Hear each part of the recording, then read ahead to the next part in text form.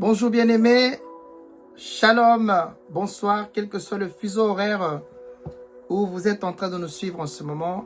Que le Seigneur vous bénisse abondamment. J'ose croire que tout le monde va bien. C'est un plaisir et une joie immense de vous présenter encore cette vidéo à la gloire du Seigneur. Et ce soir, le Seigneur m'a mis à cœur de te parler sur ce sujet. N'agis pas sur ta colère. Peut-être que tu es connecté sur cette vidéo et que tu es blessé, quelqu'un t'a fait du mal, t'a mal parlé ou a mal agi vis-à-vis de toi et que tu es en colère. Mon frère, ma soeur, n'agis pas sur ta colère. Choisis l'amour. Choisis de pardonner. Choisis de pardonner. Choisis l'amour. N'agis pas sur ta colère. Ne sors pas des paroles sous l'influence de la colère. Combien de papas ont maudit leur enfant sous l'influence de la colère? Sous l'influence de la colère, on a lâché des paroles qu'on ne devait pas. On a dit des choses qu'on ne souhaitait pas, tout simplement parce qu'on était sous l'influence de la colère. La colère, ce n'est jamais bon. Regardez des gens comme de Caïn dans la Bible, qui a tué son frère Abel à cause de la colère. La colère a conduit plusieurs personnes à faire des choses tellement désagréables et qu'on a regretté plus tard sous l'influence de la colère. La colère a conduit à briser plusieurs relations. La colère a conduit à beaucoup de destructions. Combien de foyers se sont brisés sous l'influence de la colère? La colère, ce n'est jamais bon. Et que nous dit la parole de Dieu? Dans le livre de Jacques, chapitre 1, verset 20, nous lisons dans la version de Parole de vie, il est écrit ceci, au nom de Jésus, je lis, « Un homme en colère ne fait pas ce qui est juste aux yeux de Dieu. » Donc si tu es en colère, tu ne fais pas ce qui est juste aux yeux de Dieu, parce que Dieu est amour. Dieu est amour. Choisis de pardonner, mon bien-aimé. Si tu es en colère, maîtrise-toi. Parce que on peut dire des choses, après tu regrettes. Et qu'est-ce qu'il faut faire? Il faut renoncer aux choses que tu as déclarées sous l'influence de ta colère. C'est comme quelqu'un qui va au tribunal, qui dit des choses. Si cette personne ne renonce pas à ces choses, le huissier va faire quoi? Il va noter ce qu'il a dit. La colère, c'est jamais bon. Si tu as prononcé des choses et que toi, tu estimes ou que le Saint-Esprit t'a reproché que ce que tu as dit là n'est pas bon, bien-aimé, prends ton courage à deux mains à renoncer à ce qui est sorti de ta bouche.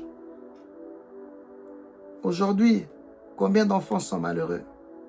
Tu insultes ton fils là parce que tu es en colère. Toi, tu ne feras jamais rien dans ta vie. Toi, tu es inutile. Et les paroles sémées dans les spirituels, l'ennemi récupère par là. Et tu bloques l'avenir de toute une destinée. Parce que les êtres humains, c'est la richesse. Qu'est-ce que tu prononces sur tes employés? Qu'est-ce que tu prononces? Qu'est-ce que tu dis sur ta femme? Tu dis sur tes collègues? Sous l'influence de la colère. Un homme en colère ne fait pas ce qui est juste aux yeux de Dieu. Colère, ce n'est pas bon. Maîtrise-toi. Si tu ne te maîtrises pas, tu vas détruire des relations. Non seulement tu détruis des relations, mais tu ouvres aussi la porte à l'ennemi. Parce que l'ennemi, il attend que ça, que tu te mettes en colère pour que tu ouvres les portes. Parce qu'il sait que si tu es en colère, tu ne peux pas prier. Il sait que si tu es en colère, tu seras désorienté dans tes pensées. Et il va profiter pour t'attaquer et briser ta vie. Souviens-toi que nous sommes dans une guerre spirituelle face à un ennemi invisible qui ne nous aime pas. C'est pourquoi tu dois refuser la peur, la colère. Tu dois refuser la colère. Refuse ça. Ne te laisse pas aller lorsqu'on est en colère. On veut appeler quelqu'un. La personne ne répond pas. et toi tu laisses des messages vocaux sur son téléphone. Si tu es en colère, ne laisse même pas des messages vocaux sur la messagerie d'une personne ou ni sur son répondeur. Maîtrise-toi. Est-ce que tu es obligé de répondre à tout? Est-ce que tu es obligé de réagir à tout? Maîtrise-toi. La maîtrise de soi, c'est un fruit de l'esprit. Galates 5, verset 22. Mais le fruit de l'esprit, c'est l'amour, la joie, la paix, la patience, la bonté, la bénignité, la fidélité, la douceur et la tempérance, qu'on dit en d'autres termes, la maîtrise de soi. Cela veut dire, si tu es en colère, maîtrise-toi d'abord. Maîtrise-toi d'abord. Maîtrise-toi d'abord. Au lieu de lâcher une parole. Tu as lâché une parole, tu vas dire, oui, je vais m'excuser. Oui, tu vas t'excuser, c'est vrai. Peut-être, voilà, j'ai lâché une parole. Après, j'ai un regret, je m'excuse par rapport à la parole que j'ai lâchée. Tu vas t'excuser devant la personne, c'est vrai. La personne peut te pardonner, c'est vrai. Mais tu as déjà lâché cette parole. Tu as déjà lâché. Et ça peut être détruit. Et l'ennemi en a profité. Bien-aimé, c'est pourquoi vaut mieux prévenir que guérir. Maîtrise-toi d'abord. Maîtrise-toi. Maîtrise-toi. Maîtrise-toi. Bien-aimé, même vis-à-vis des hommes créés à l'image de Dieu. Au lieu de réagir sous la colère, bien-aimé, choisis la sagesse. Choisis la sagesse. Comment répondre aux personnes? Comment réagir face à une situation? Est-ce que dans cette situation, je mets la colère ou j'agis dans le dialogue? Choisis la sagesse, chers frères et sœurs, choisis la sagesse. Éphésiens, chapitre 4, versets 26 à 27. Bien-aimé, choisis la sagesse et le Saint-Esprit va te guider comment prier. Le Saint-Esprit va t'aider comment prier. Éphésiens 4, verset 27, dans la version de Louis II, la Bible dit, nous lisons au nom de Jésus, si vous vous mettez en colère, la Bible dit quoi? Ne péchez point. Que le soleil ne se couche pas sur votre colère. Qu'est-ce que la Bible rajoute encore? Ne donnez pas accès au diable. Mais toi, ou bien vous vous fâchez toute une journée et vous dormez dans cette condition-là. Ça ne vous dit rien. Vous trouvez ça normal. Pourtant, la Bible est claire. Lorsqu'on est en colère, ne péchez point. N'aimez pas de mots. Ne réagis pas. Et que le soleil ne se couche pas sur ta colère. Vous êtes mari et femme. Une dispute, une incompréhension peut arriver. Mais ne mettez pas le mot. Ne péchez point. Et ne vous couchez pas sous la colère. Avant de vous coucher, prenez le temps de parler, de dialoguer, de se demander pardon mutuellement, d'arranger non seulement les couples mari et femme, même vous, entre les frères et sœurs, entre les collègues, une incompréhension ou même quelque chose qui est arrivé à l'église ou quoi. Prenez le temps, bien aimé, de parler, de dialoguer, d'arranger, de se pardonner mutuellement, comme Christ l'a fait. Alors, c'est quoi la colère? Très rapidement, en hébreu, aph, A-P-H, et en grec, orgue, O-R-G-E. C'est une relation émotionnelle c'est une relation émotionnelle forte face au mal, à l'injustice, à la méchanceté, à des comportements bizarres. C'est vrai qu'il y a toujours des personnes qui ont des comportements bizarres, qui peuvent te dire une parole qui te blesse ou déplacer un langage qui peut te mettre hors de toi et qui peut te susciter la colère. Alléluia. Mais bien aimé, ça peut arriver où tu te mets en colère face à une circonstance de la vie. La circonstance de la vie peut t'amener à être en colère. Mais refuse que cela domine ton cœur. Refuse ça. Refuse que Refuse que cette émotion qui est la colère puisse dominer ton cœur et te pousse à la vengeance ou te comporter comme un païen. Refuse la colère. Refuse la colère. C'est pourquoi tu dois préserver ton cœur. Qu'est dit la Bible dans Proverbe, chapitre 4, verset 23? Garde ton cœur plus que toute autre chose, car de lui vient le source de la vie. Ne permets pas que la colère, cette émotion qui est la colère puisse perturber ton cœur. Ne permets pas que la vengeance vienne dans ton cœur, que les mauvaises pensées, n'est-ce pas, affectent ton cœur. Ne permets pas cela. Garde ton cœur plus que tout autre.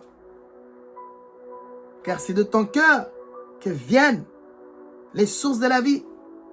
Parce que même pour te bénir, Dieu verra ton cœur. Est-ce que c'est un cœur bon ou c'est un cœur méchant? Parce que quand quelqu'un est en colère, c'est la méchanceté, c'est l'animosité et des venins qui peuvent empoisonner un cœur. Or, Dieu a besoin de ton cœur pour te bénir. Dieu a besoin de ton cœur pour manifester sa bonté pour ta vie. Souviens-toi qu'il a dit qu'il connaît les projets qu'il a pour toi, projets de paix et non de malheur, pour te donner un avenir et de l'espérance. Dieu veut te donner un avenir. Dieu veut te donner une espérance. Alors tu dois avoir un bon cœur. Un cœur qui dit non à la colère.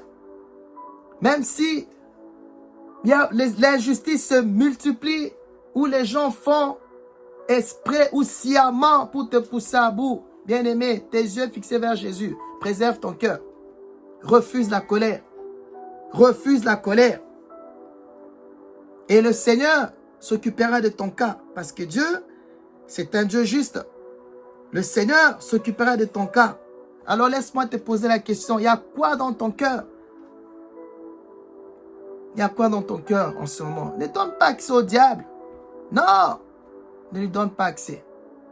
Ne lui donne pas accès. Ne lui donne pas accès. Choisis la sagesse. Choisis une vie de sainteté. J'ai dit non à la colère. Je veux me sanctifier. Je veux garder mon cœur pur. C'est pourquoi la Bible dit dans Éphésiens 4, verset 31, que toute amertume, toute animosité, toute colère, toute clameur, toute calomnie et toute espèce de méchanceté disparaissent du milieu de toi. Garde ton cœur pur et le Seigneur s'occupera du reste. N'agis pas sur cette colère. Dieu s'occupe de ceux qui te combattent. Mais toi, agis avec sagesse. Toi, choisis une vie de sainteté. Toi, choisis une vie d'amour. Toi, choisis de pardonner. Que le Seigneur te bénisse. Et je te rappelle que le Seigneur t'aime. Peut-être que tu suis cette vidéo, tu n'as jamais donné ta vie, accepté Jésus comme Seigneur et Sauveur. C'est le moment de le faire. Car la colère d'un homme n'accomplit pas la justice de Dieu. Celui qui est en colère fait des choses qui ne sont pas justes devant Dieu. Bien-aimé, choisis une vie de sagesse et une vie de sainteté. Et si tu n'as jamais donné ta vie à Jésus, laisse-moi t'aider dans cette démarche. Peux-tu prier avec moi s'il te plaît? Prie avec moi, Seigneur Jésus-Christ. Merci pour cette exhortation.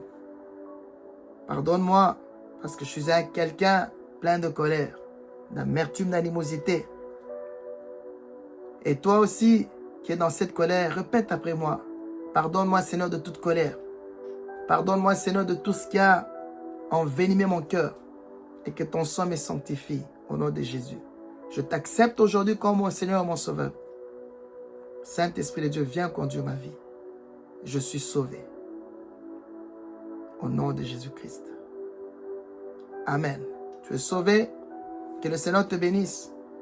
Et si tu n'as pas une église, je t'invite à la Nouvelle Jérusalem à Londres, à Zestenweg, numéro 76. On n'est pas loin de la gare de Londres. Viens bien aimé dans le Seigneur. Tu peux prier avec nous. On est là tous les mercredis pour l'intercession de 19h à 20h30 et les vendredis, le culte d'anciennement. On est là de 19h à 20h30 et le culte matinal, on est là de tous les dimanches de 9h30 à 11h30. Ou peut-être plus, selon que l'Esprit de Dieu nous convainc. Vous êtes la bienvenue. Et le Seigneur vous bénira abondamment. Alors partagez cette vidéo, likez. Et le Seigneur vous bénira. Continuons, n'est-ce pas, à gagner les âmes. Continuons, n'est-ce pas, à être une référence, un modèle pour ce monde. Et dire à Satan le diable que quel que soit tout ce qui se passe dans le monde, il y a quand même une poignée de personnes qui craignent le Seigneur, qui marchent vrai dans la droiture et dans l'obéissance à la parole de Dieu. Et que nous ne fléchirons pas les genoux devant Baal. On va continuer à s'accrocher à Jésus parce qu'on voit sa gloire dans nos vies.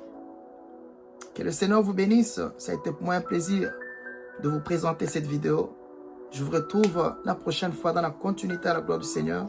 Votre humble serviteur, le pasteur Gédéon. Que le Seigneur vous bénisse abondamment. Restez bénis, richement bénis, merveilleusement bénis. Et à très bientôt dans la continuité. Au nom de Jésus-Christ. Amen, amen, amen. Bye bye.